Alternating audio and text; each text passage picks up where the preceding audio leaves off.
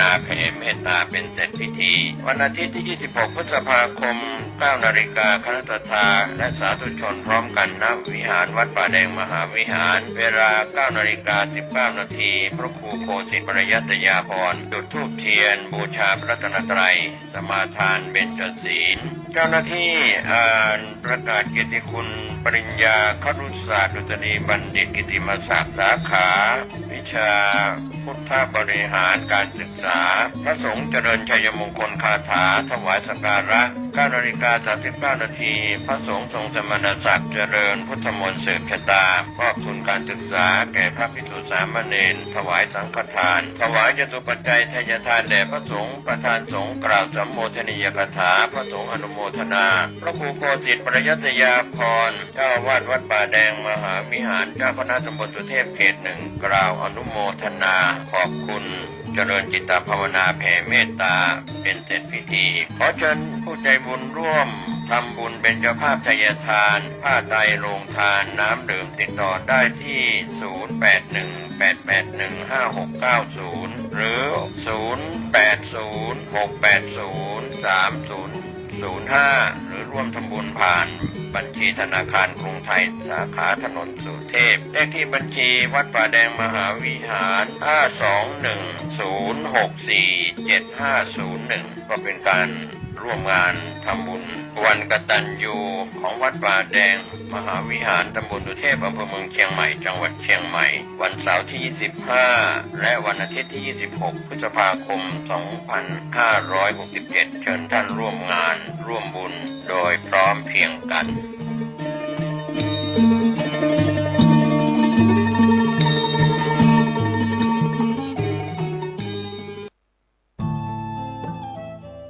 ท่านกำลังติดตามรับฟังสถานีวิทยุกระจายเสียงพระพุทธศาสนาแห่งชาติและสังคมคลื่นเพื่อการศึกษาพระพุทธศาสนาและวัฒนธรรมระบบ FM 104.5 เมกะเฮิรตซ์รายการต่อไปเป็นรายการมรดกธรรมกำเมืองดำเนินรายการโดยพระครูวิสิทธิ์ศรีลาภรณ์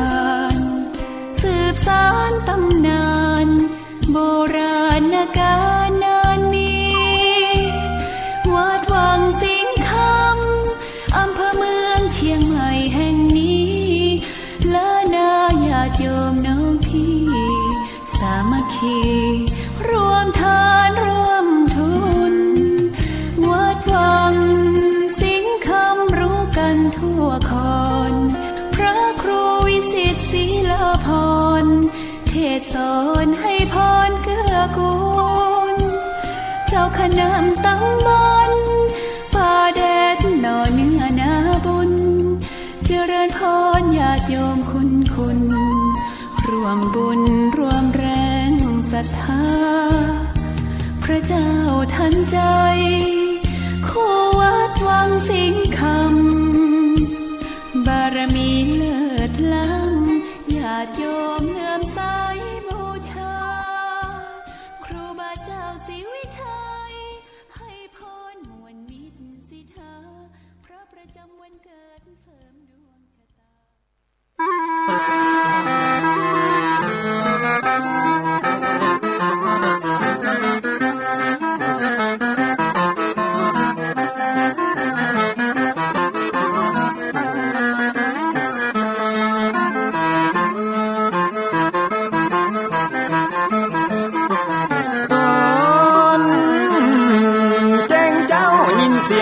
ขันก่อนพี่ตะวันจะขึ้นขอบฟ้า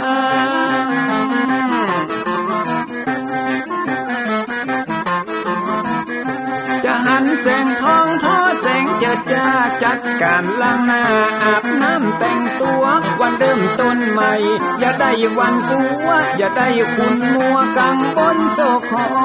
น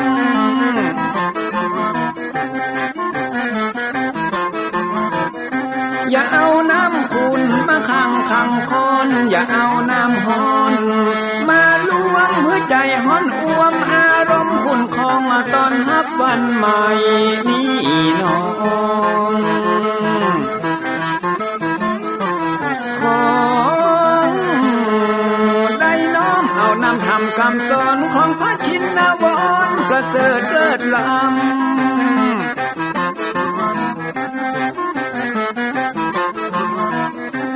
จุงจิตใจเพื่อออกจากธรรมบ่ฮือด่างดำโศกเศร้ามัวมองแสงแห่งธรรมะนั้นเป็นแสงทองส่องใจเรียวร้องถึงวันค่ำเจ้า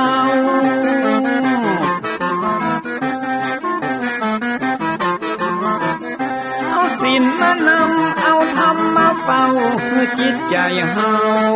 จุงเย็นฝ่าฟันทุกเข็นต่อไปหน้าจะบ่ไหววันแต่หนึ่งเจิญ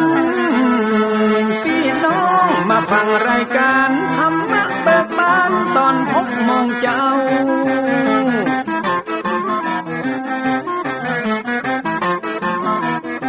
ฟังธรรมปื้นเมืองอันเป็นแบบเบาท่านพระครูวิสิทธิ์ศิลาภรณ์ตั้งใจเจ้าคณะตำบลป่าแดดนอนในเจ้าอาวาสวัดวังสิ่งคำตนนี้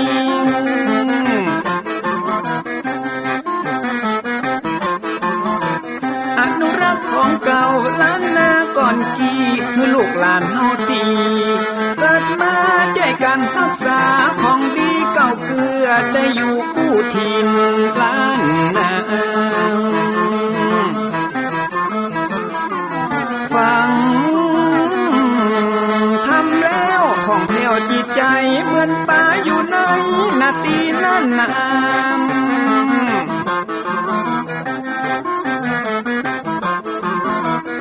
เหมือนไม้สลีอันมีไม้กำเหมือนเสืออยู่ธรรมดงดอยคุณเขาสุขของมนุษย์ยิ่งใจหมู่เฮาสุขที่ได้เอาธรรมะห่มตุม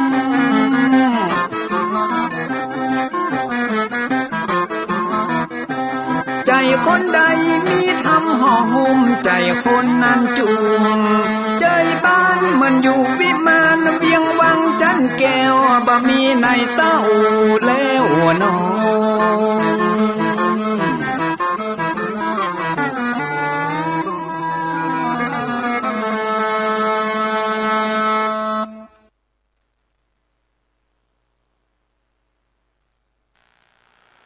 ขอยกมือ10 นิ้วกราบนบนอบน้อมอย่างพระติรัตนแก้วเจ้าตั้ง3 ประการอันมีพระพุทธเจ้าพระสัทธรรมเจ้าพระสังฆเจ้าอันเป็นสรณะที่เปิ่งที่เคารพนับถืออันสูงสุดในชีวิตกราบคารวะแตบไตรไวสาปุญญาปารมีธรรมที่ปรึกษาเจ้าคณะภาค7พระเดชพระคุณหลวงพ่อท่านเจ้าคุณพระเทพโกศลที่ปรึกษาเจ้าคณะภาค7เจ้าอาวาสวัดศรีโสดาพระอารามหลวงพระเดชพระคุณหลวงพ่อท่านเจ้าคุณพระธรรมเสนาบดีรองเจ้าคณะภาค7เจ้าอาวาสวัดพระบรมธาตุเจ้าดอยสุเทพพระเดชพระคุณหลวงพ่อท่านเจ้าคุณ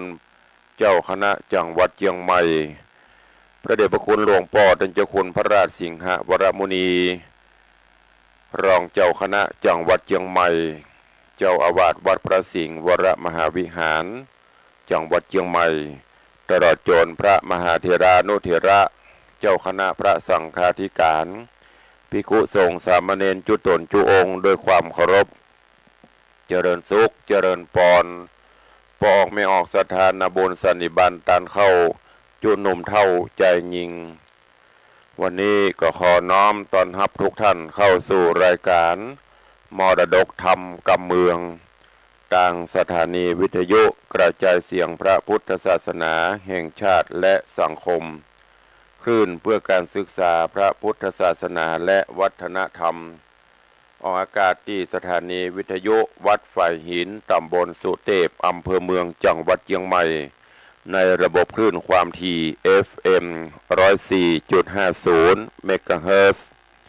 สถานีวิทยุวัดหนองกายตำบลสันปะยางอำเภอแม่แตงจังหวัดเชียงใหม่ออกอากาศในระบบคลื่นความถี่ FM 99.75 เมกะเฮิรตซ์สถานีวิทยุ CM77 วิทยุอินเทอร์เน็ตล้านนาออกอากาศในระบบคลื่นความถี่ FM 97.5 เมกะเฮิรตซ์สถานีวิทยุพระพุทธศาสนาจังหวัดเชียงรายออกอากาศในระบบคลื่นความถี่ FM 99.50 เมกะเฮิรตซ์พร้อมนี้ก็มีวิทยุชุมชนเสียงตามสายห่อกระจายข่าวตลอดจนพี่น้องญาติโยมสาธุชนที่รับฟังสัญญาณอยู่ต่างอินเทอร์เน็ตรายการนี้ดำเนินโดยอาตมาภาพพระครูวิสิตศรีลาภรณ์เจ้าคณะตำบลป่าแดดเจ้าอาวาสวัดวังสิงห์คำตำบลป่าแดดอำเภอเมืองจังหวัดเชียงใหม่เป็นผู้ดำเนินรายการก็ได้น้อมนำสารธรรมคำสอนแบบพื้นบ้านล้านนาในรายการมรดกธรรมกับเมืองมาพบมาปะญาติโยมสาธุชนเป็นประจำกู้วันก็เจริญปอนญาติโยมทั้งหลายตั้งอกตั้งใจสดับรับฟังต่อไปณโอกาสบัดนี้นะโมตัสสะภะคะวะโตอะระหะโตสัมมาสัมพุทธัสสะสัทธะโวฟังลาโสตุจันนาสัพปุริสะทั้งหลายตั้งยิ่งใจทะเลมแล้วแถวเท่าจงตั้งใจเล่าฟังอย่างอายร้อยขอต่อไปนาแต่นั่นไปยังเมในวันหนึ่งฤดูฝนก็มาฮอดมาถึงแล้วส่วนอันว่าพี่อายเคยตั้งหกใจพร้อมกับโดยเจ้าเมืองต่างหลายก็จวนกันมาเนี่ยให้ไถนาปลูกข้าวปันดังอายร้อยขอดก็ไปขอไถนาเติมตามกับจิมปี้เคยตั้งหกเขาก็กล่าวว่าดูราใจตุกะตะอายร้อยขอดมึงจุงไปเนี่ยไถนาต่างอื่นเตอะที่นี่หมูตูจากเนี่ยบ่ฮือมึงจากเนี่ยเติมตามตูและว่าอ่านยามนั่นอายร้อยขอดก็หนีกลับขึ้นมาสู่ตูบหน่อยแห่งตนแล้วเจียนจากับโดยพระลิญญาแห่งตนว่าพัดเตดูลานางแก้วมิ่งแก่พี่เฮยกูพี่ไปเนี่ยนาแอมข้างเติมตามพี่เคยตั้งหกคนเขาตั้งลายก็บอกเฮอเนี่ยจิ้มเขาบัดนี้นางจุงไปไว้คอเอายางเจือเข้าเปลือกตังควายและแอกงอนไทยพร้อมตังเพื่อมาเฮือแก่ข้าเตอส่วนนางรัตนาปิมปาน้องลาก็ไปไว้สายังพญาตนป้อว่าคาแด่ป้อพญาเป็นเจ้าบาทเนสามีกาผัวแห่งข้า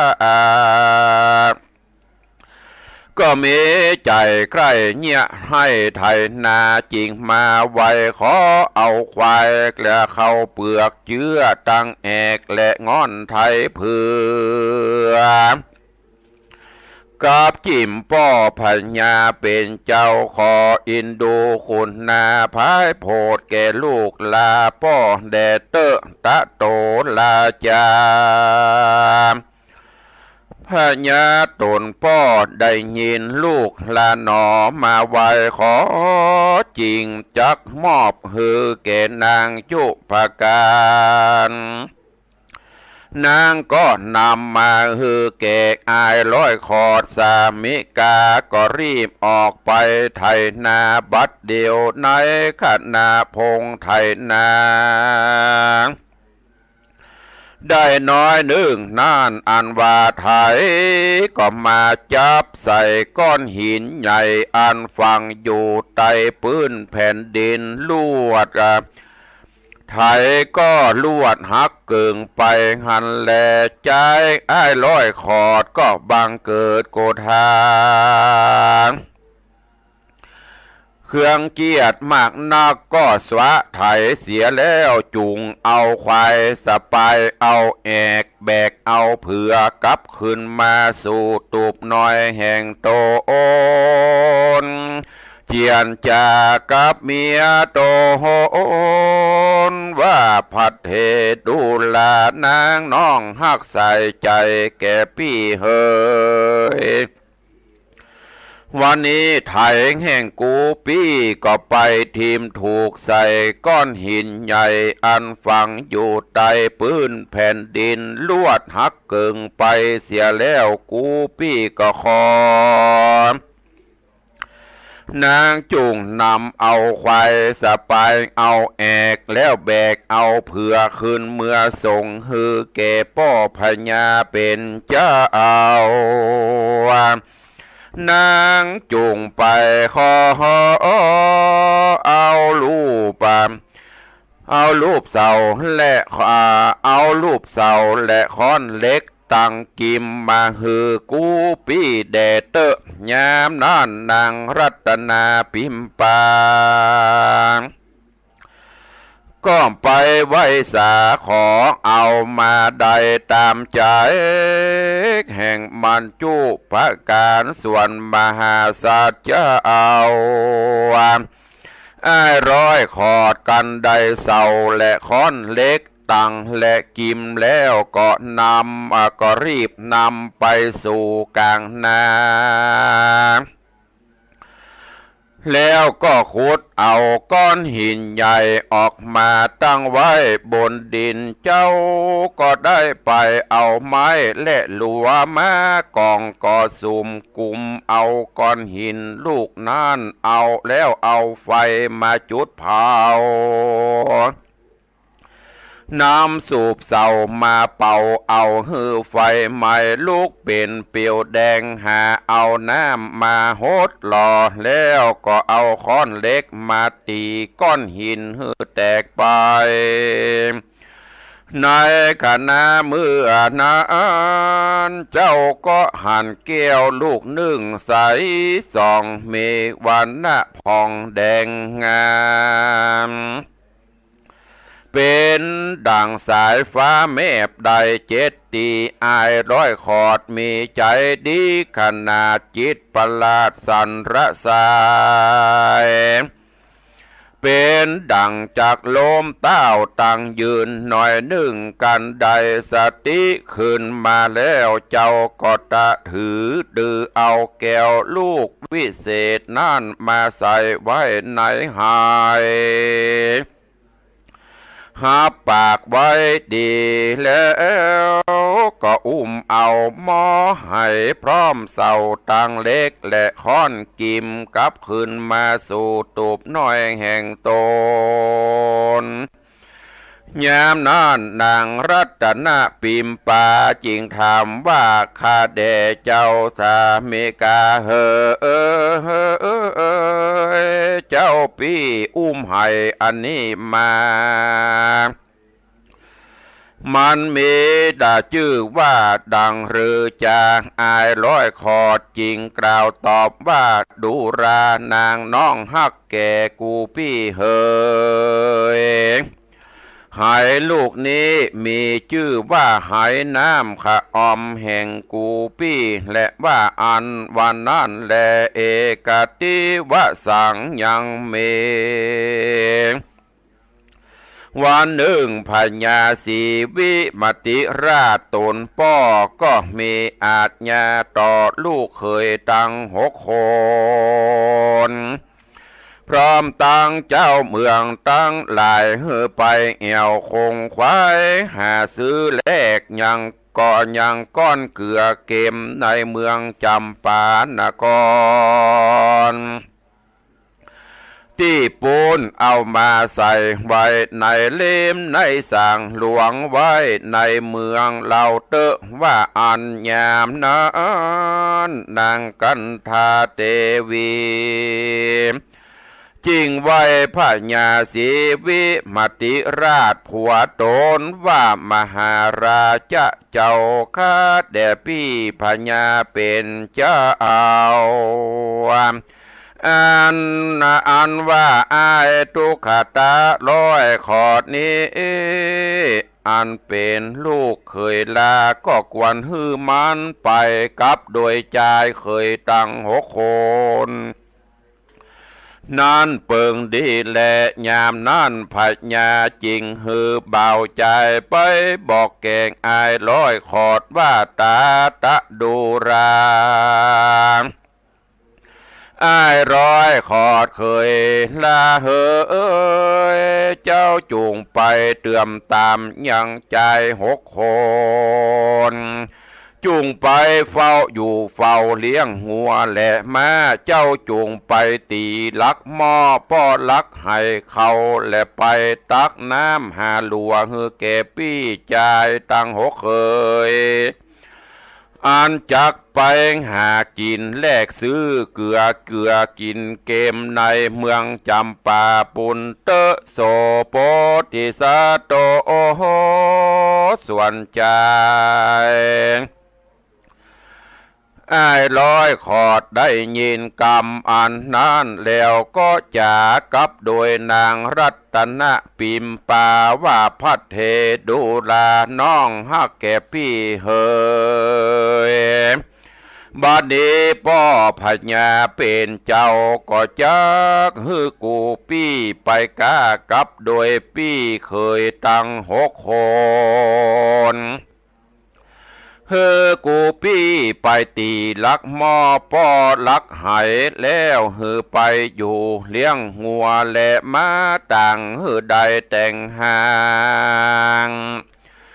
ดาน้ำกินว่าอันส่วนนางรัตนปิมปาก็ว่าสา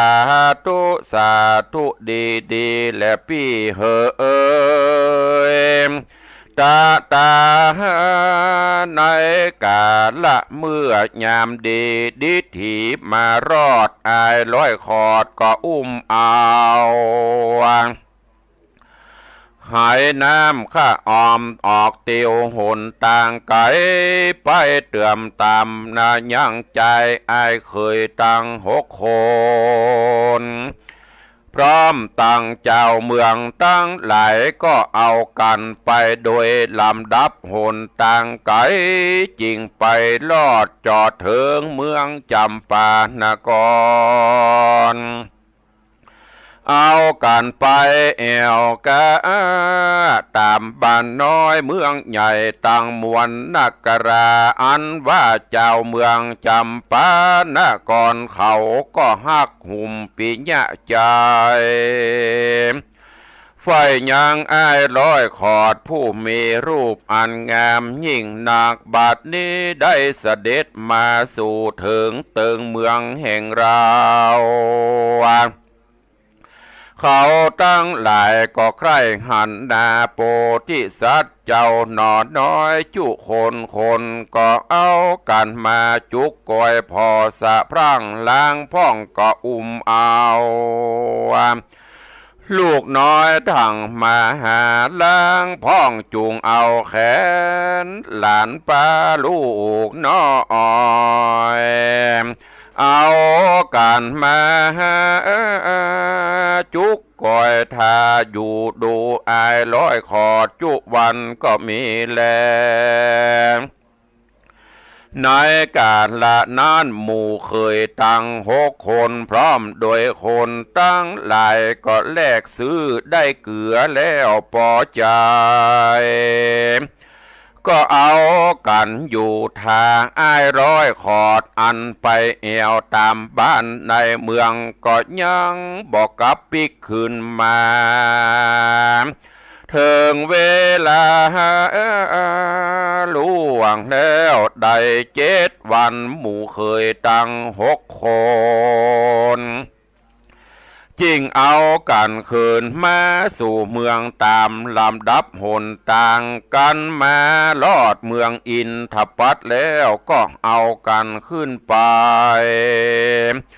ไว้ยังพระญาสีวิมติราชตนป้อว่าเตวาคาเดป้อพญาเป็นเจ้าอ้ายร้อยขอดน้องเคยลามันยังบอกกลับขึ้นมาเตื้อมันออกไปแอวขายหายน้ำขาออมแห่งมันผู้เดียวผู้ฆ่าตั้งหลาย6 คนนี้ได้เกลือแล้วก่อนลวดหนีกลับขึ้นมาเมืองนี้แลมหาสะโตส่วนอันว่าอายร้อยขอดก็เอี่ยวไปมาในเมืองจำปานครเจ้าเมืองตั้งหลายก็ปากันออกมาต้อนมาฮับก่อยดูมากนักว่าดูลาใจลำผู้มีองค์กอันงามยิ่งล้ำหายแห่งด้านนี้มีชื่อว่าดังรือจามหาสัจเจ้าจริงกล่าวตอบว่าข้าแด่พ่อแม่พี่น้องพี่ป่าหน้าลุงต่างหลายเป็นเจ้าเหยหายอันนี้มีชื่อว่าหายน้ำข้าออมแห่งข้าน้อยว่าอันคนตั้งหลายก็สูบทราบใครหั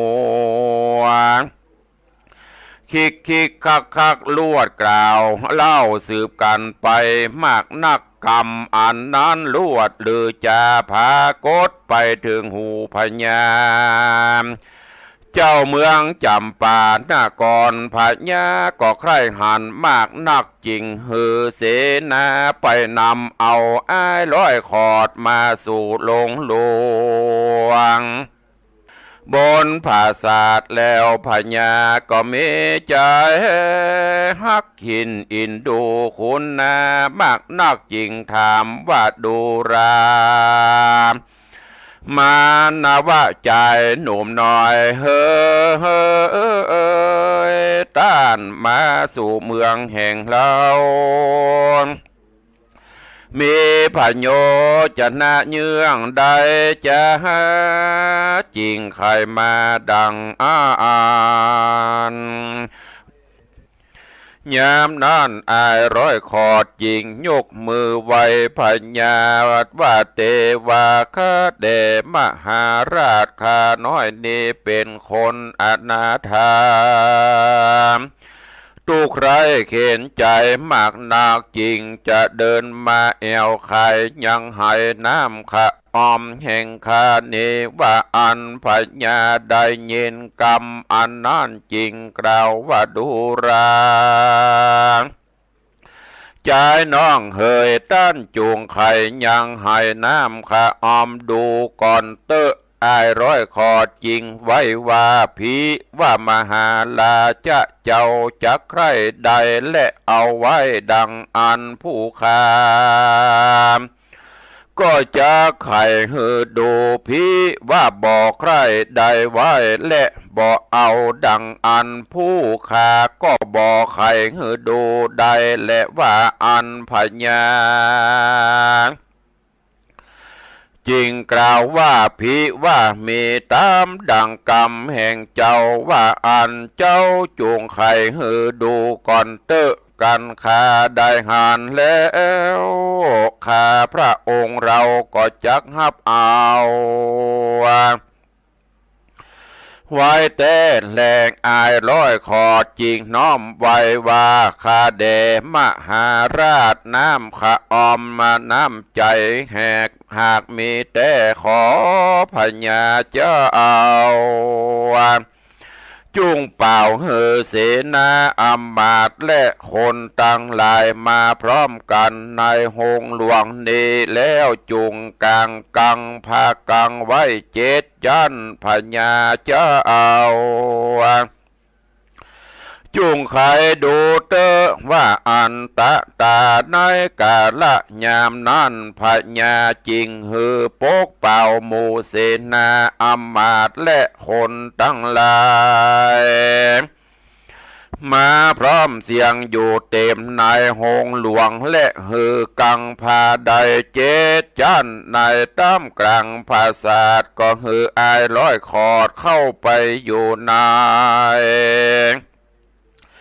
ผ้ากังไข่ดูยังหายน้ำข้าออมออกดูพญาก็หันรัศมีรังสีใสแห่งแก้วลูกนั้นมีวันนะอันเด่งงามรุ่งเรืองตามปะเต็มไปในพระลงพระศาสตร์พญาก็มาอาศจรรย์ใจมากนักก็บังเกิดโสมนัสจมชื่นยินดีมีใจใครได้มากนักจริงเรียกอำมาตย์เข้ามาพิจารณาตัดก้าแห่งแก้วลูกนี้อำมาตย์จริงไว้ว่าเตวะคาเดมหาราชแก้วลูกนี้กวนก้าฮือใดเข้าของและร้อยว่าอ่านยามนั้นมอนตาแห่งอำมาตย์ก็เสด็จลุดออกไปกำมานึ่งหันแลตี้นั่นพญาก็ฮือจ่าเปียค้อมแถมผู้นึ่งมากดยังก้าเกี่ยวมันก็กล่าวไว้ว่าแก้วลูกนี้กวนก้าได้จางมาอัวควายข้ายิงข้าจ่ายสิ่งละ700เกินกว่านี้บ่เปิงกวนยามนั้นมอนตาจะเปียค้อมก็ซ้ำเสด็จลุดออกจากเบาตาไปกำหนึ่งก็มีแลพญาจำปานะก่อนยินสั่งกาใจบอดแล้วจริงฮือหาคนในเมืองมาโกดก้าแก้วลูกนั้นฮือสมเปิงกว่าเก่าเขาก็นำเอาญาเท่าแก่ผู้จำนานอายุได้120 ขวบเขาจริงไว้ว่าข้าแด่สมเด็จเป็นเจ้าอันว่าแก้วลูกนี่นาวิเศษนักหนากวนฮื้อแลกโดยเงินคำจ้างมาค่ายิงค่าจ่ายงัวควายและเมืองจำปาสิงละเกิงนึ่งจริงกวนแก่ก้าแก้วลูกนี้จะแลยามนั้นคนนาเตคนและเตวัดดาต่างหลายอันอยู่ในพระศาสตร์หงหลวงแห่งพญาก็ฮือเสียงสาธุการภายเข้าตอกดอกไม้ติบตกลงมาปูจาการตัดก้าแห่งลูกแก้วนั้นเป็นอันหนึ่งอันเดียวกันพญาจริงฮือตีกองห้องเป่าแก่เจ้าเมืองใดหูแล้วก็ฮืออำมาตย์เสนาจะตกแต่งนำมายังของใจจ่ายแลกเอาแก้วลูกวิเศษตามกรรมแห่งนางเท่าแก่อันมากดบอกกล้าจุปการส่วนมหาสัตว์เจ้าอาย100 ขอดก็หับเอาเข้าของสัมปติจ่ายแลกฝูงนั้นแล้วก็อยู่อาศัยในเมืองจำปานคร เมื่อนานปอดีแล้วเจ้าก็กึดตึงหานางรัตนปิมปาลาจะทิดาเมียฮักแห่งโตนก็เข้าไปไหว้สั่งอำลาพญาจำปานครว่าข้าเดชมหาราชข้าน้อยขออำลากลับคืนเมื่อสู่เมืองแห่งข้าก่อนแล้วก็เอาเอาปริวารได้อาโคเพรีฆ่าคนยิงใจสัมปติหลวงไหลเสด็จออกเมืองจำปานครมาโดยลำดับคราวต่างไกลก็เอาริปนมาตั้งตับอยู่ไกลเมืองอินทปัตประมาณคาวุธหนึ่งคือว่าสามปันวาหันแลยามมานาพญาสีวิมติราชได้ยินเสียงตุริยะนนทีมีนานก้องเสียงริปนโห่ร้องก้องป่าแต่ไก่มาจริงฮือเสนาอำมาตย์ไปเป่ากะแก่เจ้าเมืองว่าเอากันมาอยู่เฝ้ารักษาเมืองฮือแข่งหนักเตอะส่วนนางรัตนปิมปาได้หูข่าวสารอันคนมาอยู่ไกลเวียงมากหนักจริงรีบเมื่อไวพญาตนป้อว่าข้าแด่พญาเป็นเจ้าข้าเสกนี้แล้วอันจักมายุทธกรรมกับด้วยกันข้าน้อยก็มาไวตีนป้อพญาเป็นเจ้าเยาว่าเป็นสามีกาแห่งข้าหากมากับด้วยหมู่คนทั้งหลายฝูงนั้นขอป้อพญาเป็นเจ้าจุงฮือคนไปดูก่อนเตอะพญาจริงกล่าวว่าตาตะดูรามลูกฮักแก่พ่อเฮ้ยพี่ว่ามีเป็นดังอันนางจุงรีบไปดูก่อนกันสามีกาผัวแห่งเจ้ามาจิมเขาแต่นางก็จุงรีบมาบอกแก่กูป้อรีบเตอะว่าอันยามนั่นนางก็รีบออกไปเล่งแลพอดูหมู่ริปนโยธานางก็หูว่าเจ้าสามิกาอายร้อยขอดผัวฮักแห่งตนกราบคืนมาแต่จริงรีบขึ้นมาไวพญาตนป้อแห่งตนในขณะนั้นแล้วพญาเจ้าก็เหือเป่ายังหมู่จตุรงกเสนาออกไปต้อนไปฮับเอาอย่างอ้ายร้อยขอดลูกเคยลาแห่งตนก็เอากันแห่เห็นนำมหาสัจเจ้าพร้อมโดยญาสะปาริวารต่างนางรัตนปิมปาลาจะธิดาเข้าสู่เวียงอินทปัตนคร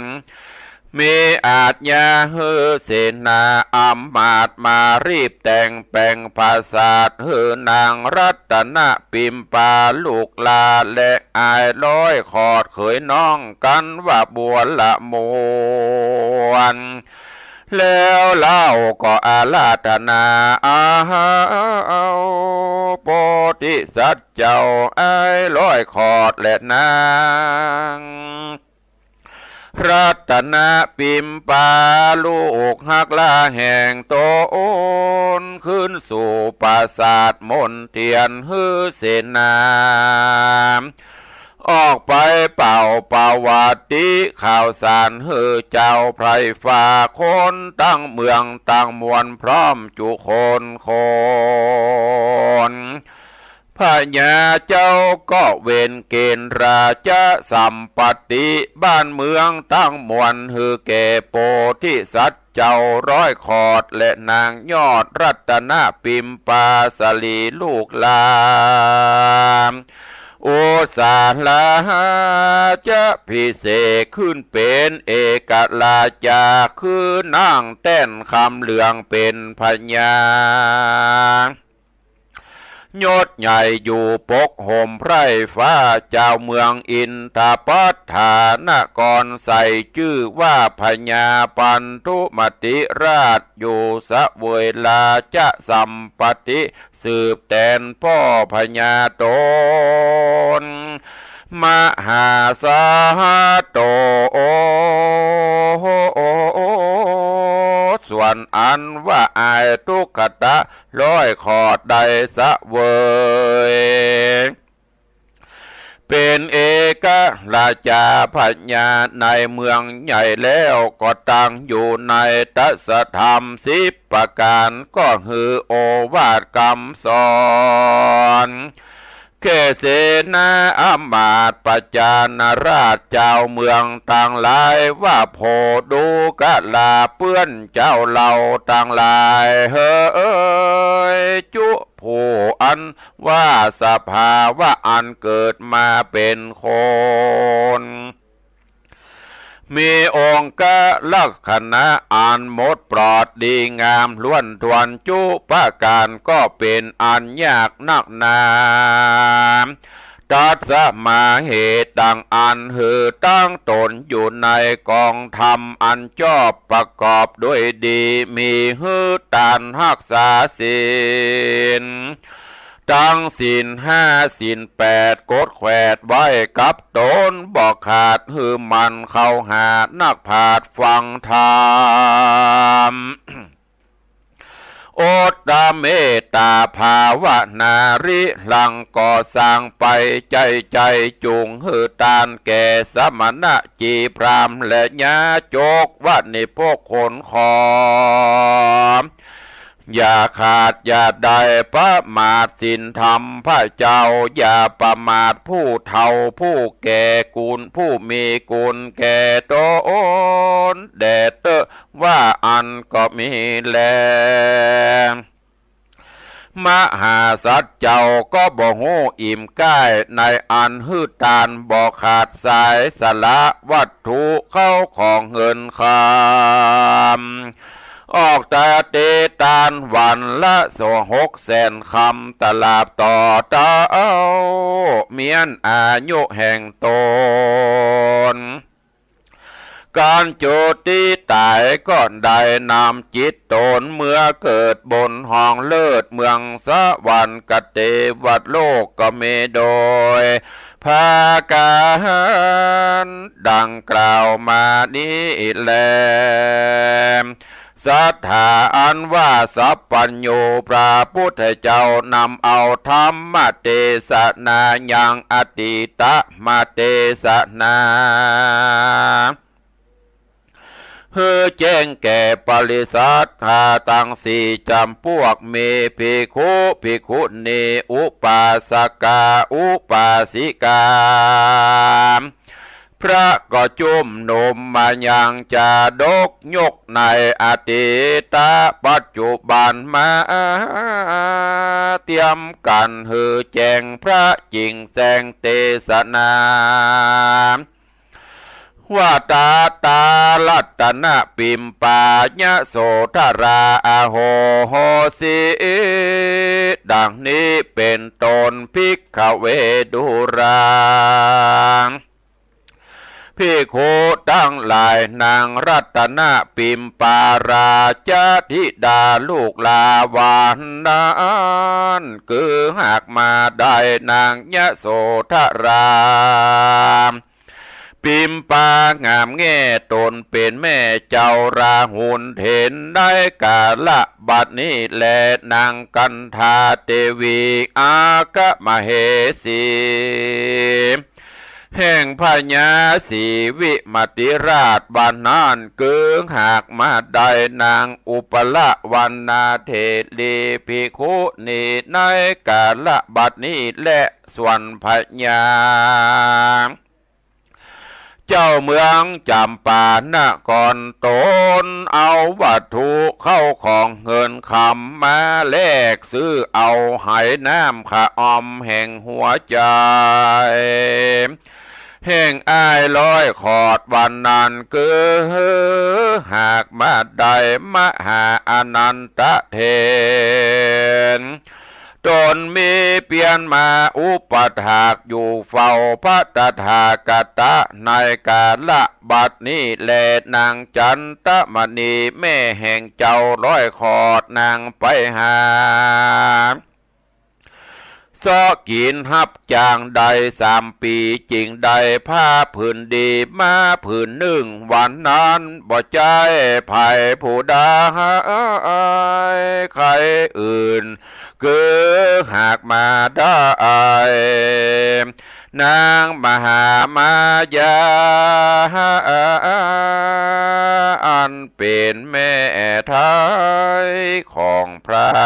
ตถากตาบัดนี้แหละนาม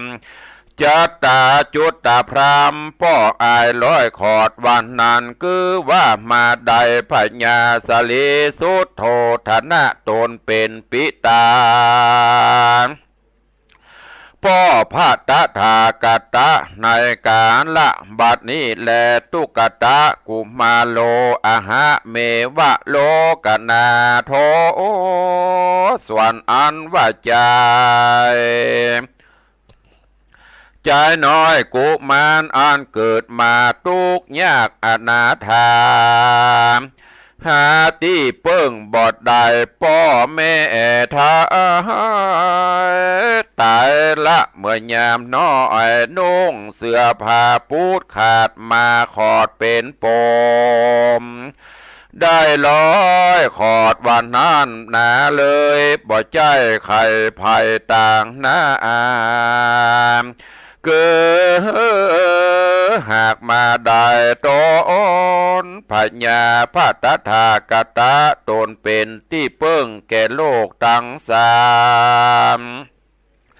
ในกาละบัดนี้แลนาคราวาสิโนส่วนอันว่าไพร่ฟ้าเจ้าเมืองทั้งสองในกาละนั้นคือหากมาได้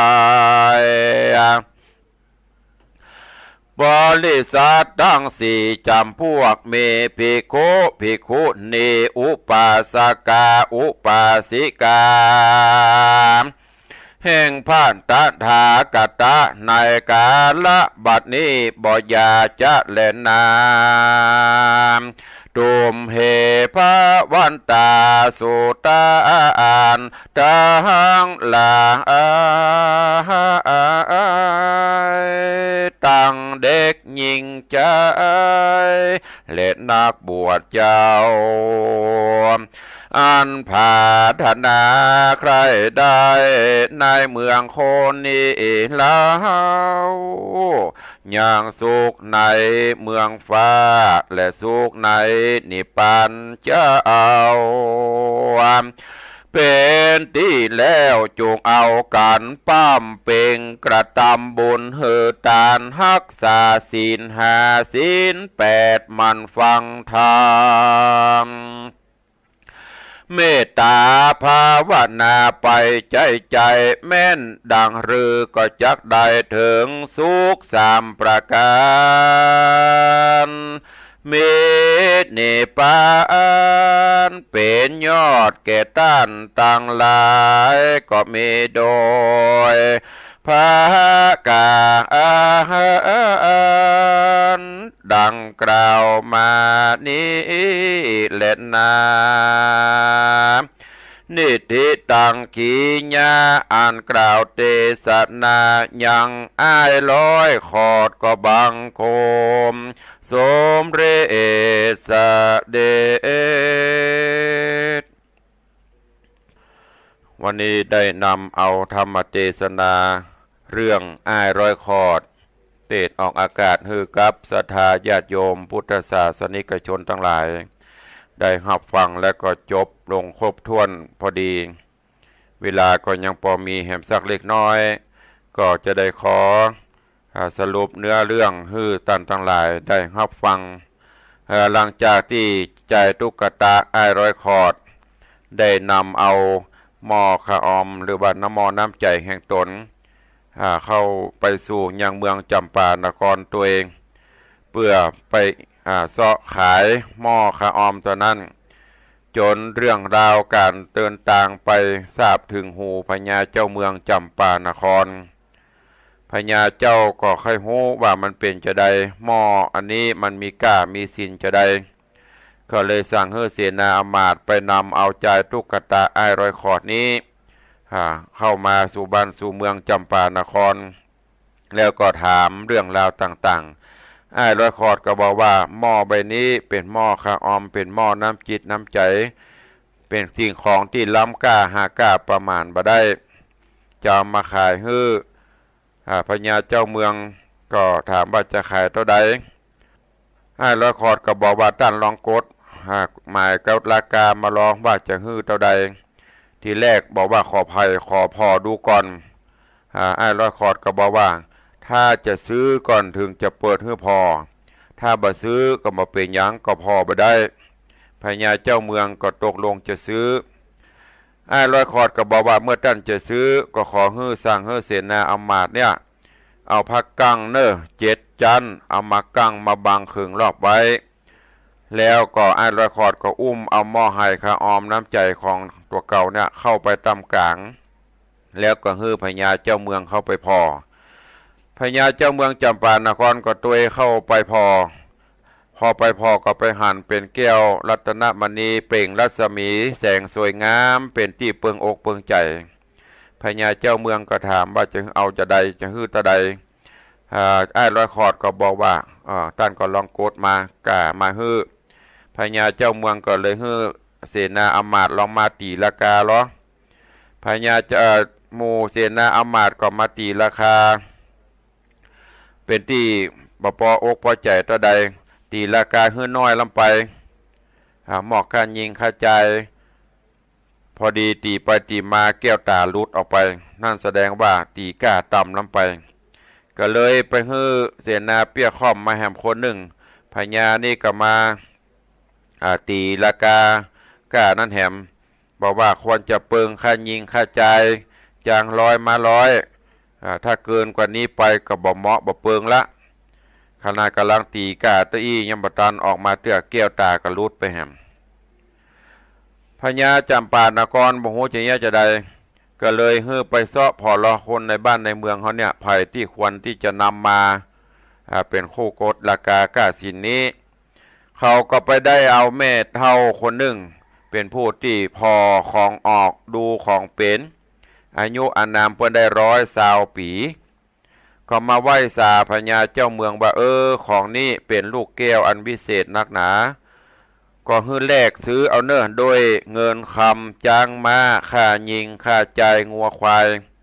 ตลอดจนฮื้อเมืองจำปานครเนี่ยแหมเกิงนึ่งจึงจะกวนแก่ก้าแก้วลูกนี้ขณะนั้นคนตั้งหลายเทวดาตั้งหลายได้ยินการโกรธก้าของอันนี้ก็โมทนาสาธุการพายเข้าตอกดอกไม้ติบลงมาปูจาแก้วลูกนี้พญาเจ้าเมืองก็ฮื้อตีกองห้องเป่าแล้วก็ยกเอาสิ่งของต่างๆกับแบ่งเมืองฮื้อกับอ้ายร้อยขอดแถมกึ่งหนึ่งฮื้ออยู่อ้ายร้อยขอดก็อยู่ที่เมืองจำปานครมาเมินพอประมาณก็คือเติงหาบ้านหาเก่าบ้านเมืองเก่าขึ้นหาเมียตัวเก่าคือนางรัตนปิมปาก็เลยเข้าไปขอกราบอำลาพญาเมืองจำปาเพื่อจะปิกไปสู่ยังเมืองท้องตนเองพญาจำปานครก็อนุญาตโป่งป่านฮื้อพร้อมกับฮื้อเอาเสนาอำมาตย์ไปตัวเองอ้ายร้อยขอดก็ปาเสนาอำมาตย์ข้าทาสจะบริพารไปสู่ยังเมืองอินทปัตนครอันเป็นเมืองเก่าเมืองเดิมพญาเจ้าเมืองอินทปัตนครได้ยินเสียงตุลิยะโนนทีมโหรีเสนาอำมาตย์ก้องกองมโหระทึกมาแต่ไกลก็คิดว่าคงจะมีข้าศึกมาลู่ยิงเอาบ้านจองเฮก้าก็เลยบอกให้เสนาอำมาตย์ลองไปพอไปกวยล้อพอดีข่าวนี้ทราบถึงรัตนปิมปาลูกล่าก็เลยบอกว่าพ่อเฮยคงบัดใจเสียค่าศึกอย่างก้าคงจะเป็นอ้ายร้อยขอดผ ผัวของข้าเจ้าหรือว่าเคยของพ่อเนี่ยคงจะมาพญาเจ้าเมืองก็เลยบอกให้ไปพอนางก็ออกไปยื้อไปพอปรากฏว่าแม่นอ้ายร้อยขอดแต่ก็เลยเข้ามากราบทูลขอกระป๋อว่าเป็นพญาอ้ายร้อยขอดแต่เนอพ่อพญาอินทปัตก็เลยฮื้อเสนาอำมาตย์ออกไปทูลเจิญเอาอ้ายร้อยขอดเข้ามาแล้วก็ทูลถามเรื่องราวต่างๆนานาสุดท้ายก็ยกเอาบ้านเอาเมืองฮื้อกับอ้ายร้อยขอดได้ปกครองอ้ายร้อยขอดก็เลยได้อ้ายร้อยขอดก็ได้ปกครองไพร่ฟ้าบ้านเมืองมาโดยตลอดสุดท้ายก็ได้อยู่ด้วยศีลด้วยธรรมตั้งอยู่ในศีลในธรรมโดยทศพิธราชธรรมแล้วก็สั่งเจ้าบ้านเจ้าเมืองฮื้ออยู่ด้วยศีลด้วยธรรมมันฮื้อกินมันจำศีลกินตาลปั่มเปงภาวนาไปจะไปละไปขาดจากศีลจากธรรมซึ่งศีลธรรมกรรมฐานนั้นจะเป็นสิ่งที่ปกครองเฮาให้ได้อยู่เย็นเป็นสุขได้บ่ให้ได้ประมาทฮือเอาคำสอนขององค์สมเด็จพระสัมมาสัมพุทธเจ้ามาเป็นเครื่องยึดเหนี่ยวตั้งจิตตั้งใจอุปถัมภ์อุปถากไปนี่คือเนื้อหาสาระเนื้อเรื่องของอ้ายร้อยขอดที่ได้เทศนาคือกับท่านทั้งหลายได้รับฟังในเจ้าวันนี้ท่านทั้งหลายพระธรรมเทศนากันนี้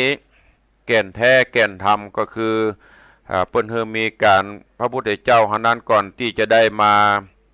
ตรัสพญาสัพพัญญูตญาณเป็นพระพุทธเจ้าพระองค์ได้สละทรัพย์สิ่งของต่างๆคือเป็นทานถึงประโยชน์ส่วนตัวทานถึงประโยชน์ส่วนรวมเสียสละทุกสิ่งกูอย่างคือทานไปอย่างตะวาตมาก็ได้บอกไปแล้วครั้งหนึ่งว่าการฮื้อทานนั้นมีหลายประการด้วยกันวัตถุทานอามิสทานวิทยาทานธรรมทานเหล่านี้เป็นต้นประจำเป็นต้องว่าจะทานกสังฆทานอย่างเดียวเป็นบุญอย่างต่างๆที่เฮามีจิตใจอันบริสุทธิ์เช่นมีวิชาความรู้เฮาถ่ายทอดให้คนอื่นอันนี้เป็นห้องว่าเป็นวิทยาทานนำธรรมะอย่างสมมติเฮาฟังธรรมเจ้านี้เอาไปกล่าวขานเล่าบอกต่อกันไปหรือได้ยินครูบาอาจารย์เปิ้นเทศธรรมหรือเฮามีความรู้ในด้านหลักธรรมคำสอนเฮาเอาไปเผยแพร่แนะนำคนอื่นอันนี้เพราะว่าเป็นธรรมทานหูจักฮืออภัยโคตรเกลียดกันมาตลอดจนบัดทุกข์ใจไผบัดตัดโด่งป้องไผฮืออภัยกันไปบ่ถือโทษโกรธตาบ่กระทำเวรบ่ขอดโทษกระทำเวรไผอันนี้เปิ้นฮ้องว่าฮืออภัยทานสิ่งเหล่านี้ท่านทั้งหลายเป็นสิ่งที่เฮาควรจะประพฤติปฏิบัติถ้าเฮาฮู้จักฮืออภัยฮือทานโดยการฮือทานอย่างต่างๆที่อาตมาได้บอกไปแล้วก็มีศีลมีธรรมอย่างน้อยก็คือมีศีล5ศีล8ประพฤติปฏิบัติสุดท้ายเฮาจะอยู่ด้วยกันอย่างสันติสุขก็ขอฝากเป็นธรรมะบรรณาการกับท่านทั้งหลายเจ้านี้เวลาก็หมดลงพอดี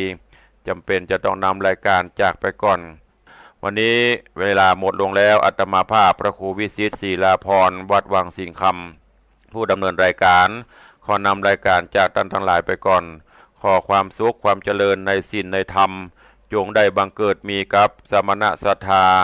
และมูลศรัทธาทั้งหลายอยู่เย็นเป็นสุขจุ่มเนื้อเย็นใจสุขภาพพลานามัยสมบูรณ์แข็งแรงเหมือนกันจูตนจูองค์จูผู้จูคนอายุวันโนสุขังปะลัง